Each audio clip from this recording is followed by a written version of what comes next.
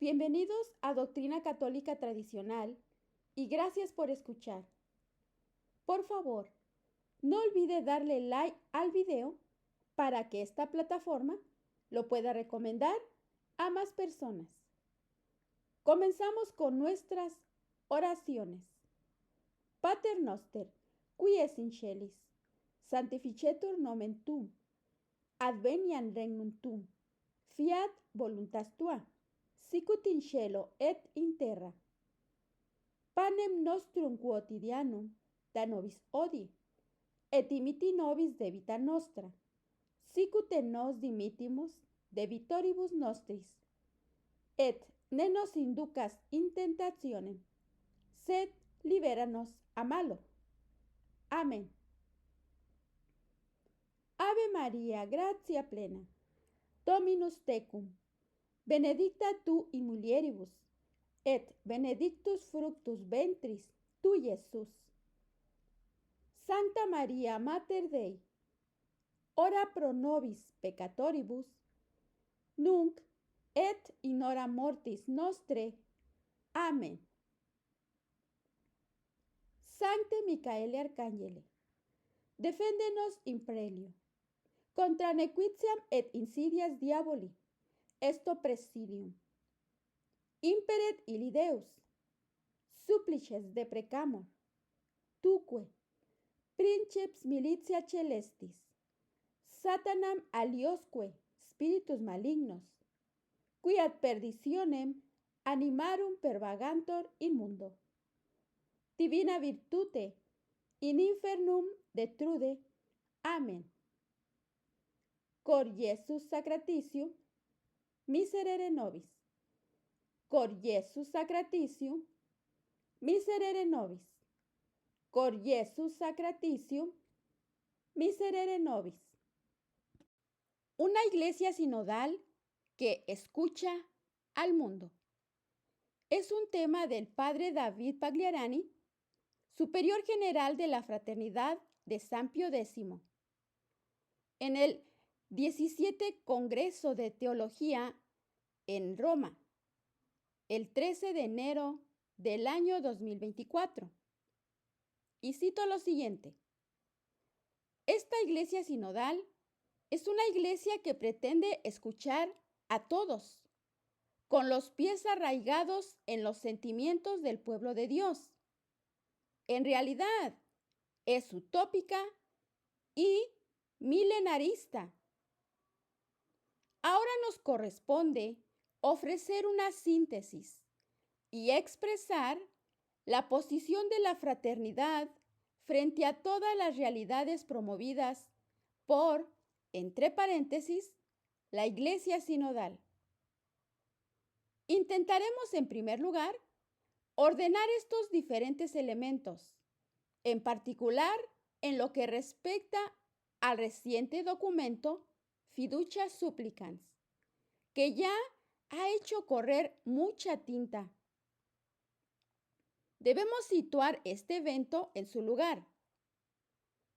¿Por qué se ha llegado a esto? ¿Qué significa? El papel de la fraternidad de San Pío X no puede limitarse a una reacción inmediata e instintiva. Nuestro deber es profundizar lo más posible nuestra comprensión de lo que está en juego en este texto.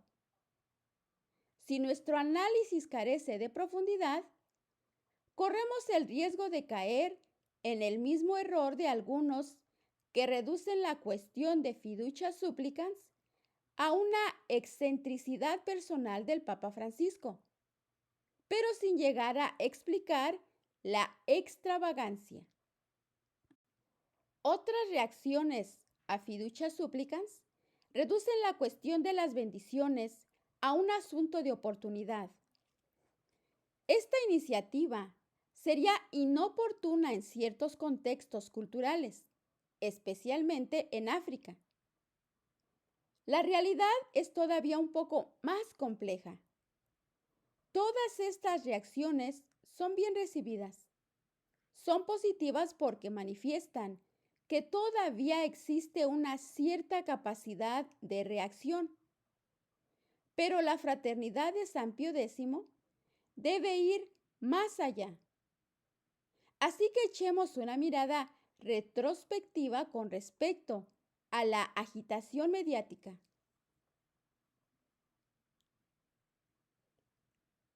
Primer punto. Un pontificado que corresponde a las expectativas del mundo entero. Fiducia supplicans no es, en sentido estricto, un acta sinodal, sino un acta producida por el Dicasterio para la Doctrina de la Fe y firmada por el mismo Papa. Sin embargo, es un documento que responde a lo que se mencionó en múltiples ocasiones durante la preparación del propio sínodo. Se trata, pues, efectivamente, de una respuesta a una expectativa actual y sinodal. Esta, entre comillas, iglesia sinodal que intentamos definir es una iglesia que escucha a todos los hombres, las periferias, la base, todo el mundo, en el sentido más amplio del término. Una iglesia que escucha al mundo como tal. Es, por tanto, una iglesia que muestra una nueva sensibilidad y una nueva voluntad de ir al encuentro del mundo. De hecho, este pontificado responde cada vez más perfectamente a las expectativas y exigencias del mundo contemporáneo y más precisamente del mundo político, en el sentido profundo del término. En efecto, por un lado, este pontificado corresponde a una visión política que hoy es común y universalmente compartida. Por otra parte, también se adapta a los métodos de una política que quiere crear una nueva organización social y que, hay que reconocerlo, ya ha triunfado en gran medida. Ahora bien,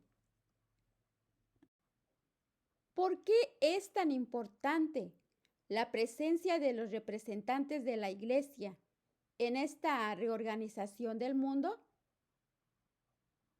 No es la primera vez que se observa este proceso, cuando hay nuevos principios, cuando se quiere construir una nueva sociedad y reorganizarla.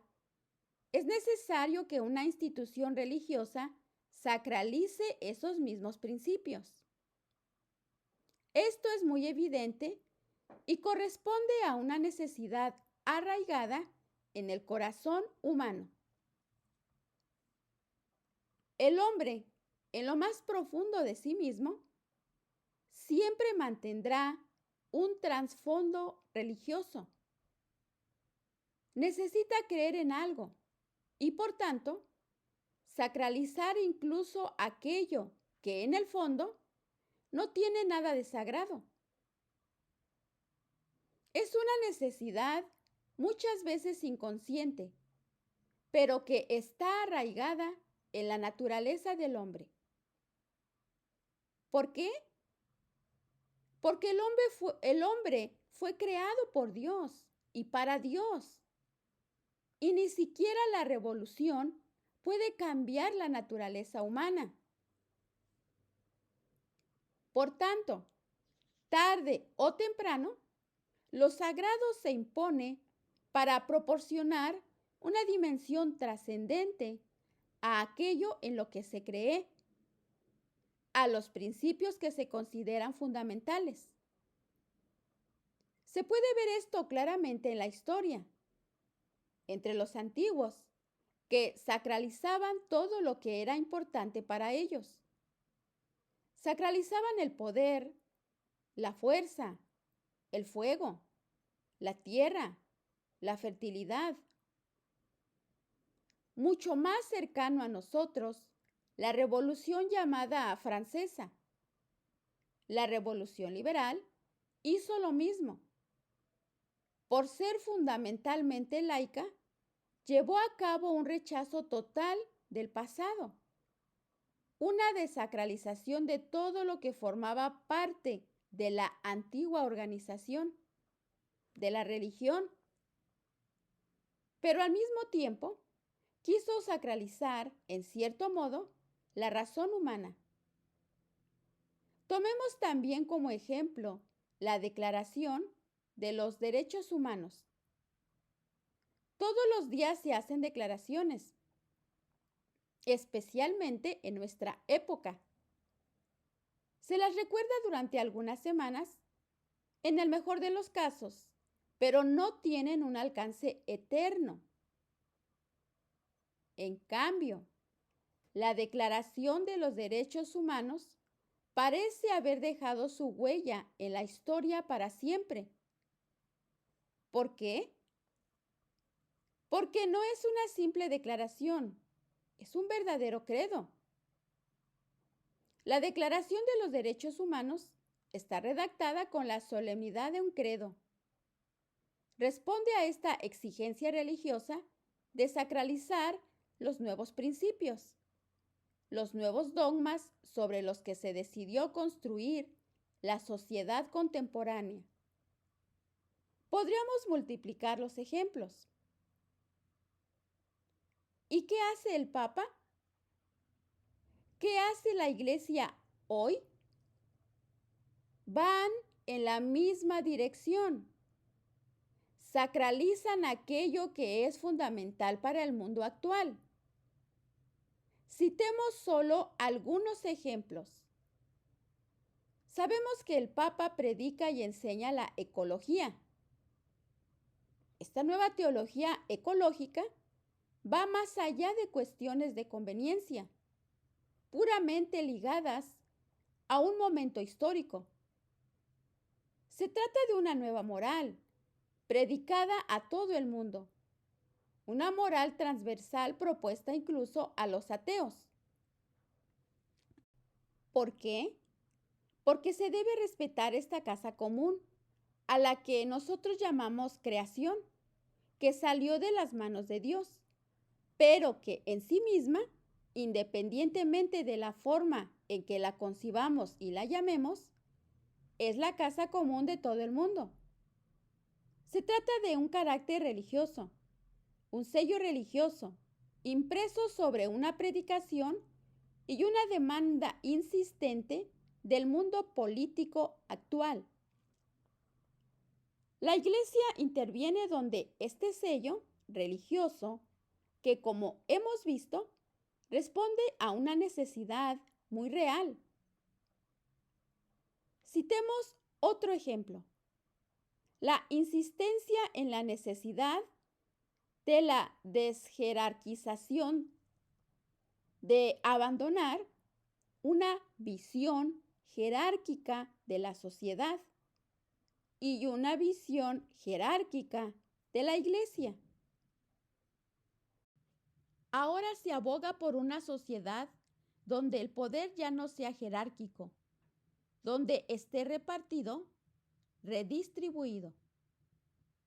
De ahí la autoridad compartida, la lucha contra el clericalismo, la emancipación de la mujer. Un tema que están en la agenda desde hace bastante tiempo. La Iglesia quiere que incluso dentro de su estructura jerárquica de gobierno, las mujeres tengan su propio lugar. Todo ello en contra de un patriarcado tradicional, considerado la causa sistemática e institucionalizada de una serie de abusos de poder a lo largo de la historia. Y entre estos valores modernos, que son propuestos a todo el mundo, pero a la Iglesia de forma particular, para que los sacralice, se encuentra la agenda arcoíris. Esta última forma parte de estos, entre comillas, valores. Estamos siendo testigos de la instauración de una sensibilidad sinodal que inevitablemente debe conformarse a la sensibilidad del momento. También en este último punto. Al mismo tiempo, otro aspecto llama nuestra atención. La Iglesia es consciente de que ha perdido su credibilidad por diversas razones históricas y, en consecuencia, su influencia. En este escenario, cree que es necesario predicar, entre comillas, lo que está de moda para seguir siendo creíble. Y es inevitable, habiendo perdido de vista la dimensión sobrenatural de su lucha y de su misión, en el mundo precisamente, la Iglesia queda acomplejada frente al mundo, ante el cual ha perdido prestigio y credibilidad. Por tanto, buscará otros medios para intentar conservar su credibilidad y para ser entendida por este mundo. Hablará el mismo idioma que él. Un gran engaño, porque la Iglesia no está hecha para eso. No está hecha para permanecer en esta perspectiva horizontal. Eso es un hecho evidente por sí mismo. Aquí ya podemos sacar una primera conclusión que nos permite situar adecuadamente fiducia supplicans. ¿Por qué ha tenido que pasar esto? Bueno, paradójicamente, porque el mundo secular sigue necesitando de la Iglesia, de ese carácter religioso que solo la Iglesia puede dar. Y por otro lado, porque esta Iglesia que ha perdido su credibilidad, paradójicamente sigue necesitando del mundo. Esta doble necesidad ha creado una verdadera simbiosis, una sinergia en este ámbito político. Fiducia supplicans responde a una exigencia política del momento. Siguiente pregunta. ¿Qué significa adaptarse a la sensibilidad política moderna? Abramos aquí un paréntesis filosófico para llegar al núcleo del problema. Esta perspectiva política moderna está supeditada al pensamiento moderno. Es el reflejo, la imagen del pensamiento moderno. Y el pensamiento moderno parte de una categoría fundamental que es una novedad: la conciencia, individual o colectiva. A partir de la conciencia, el hombre moderno reconstruirá primero su pensamiento y luego el mundo que lo rodea. Este mundo al que también la Iglesia tendrá que adaptarse ahora. Sin embargo, poner la conciencia como principio y fundamento de todo lo demás significa utilizar un principio disociado de la realidad, de una realidad que, en todo caso, pierde su primacía sobre las inteligencias. Al hacer esto, queda obsoleta la idea de que existe un orden objetivo que debemos comprender y al cual debemos conformarnos. No, el hombre es quien establece este orden. La conciencia lo descubre en sí misma. Y es a partir de esta idea que el hombre reconstruye el mundo a su alrededor. Esta es la política moderna, en el sentido amplio del término. En otras palabras, ya no hay una finalidad, una perfección que estaría en el orden de las cosas. La felicidad del hombre o de la sociedad ya no es una finalidad recibida conforme a su naturaleza.